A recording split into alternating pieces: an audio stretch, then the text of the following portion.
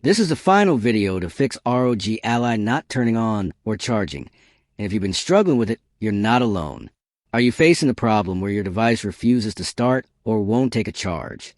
This usually happens because of a drained battery, a stuck power circuit, or outdated firmware blocking normal startup. Most solutions you see online are long, confusing, and full of steps that don't always work.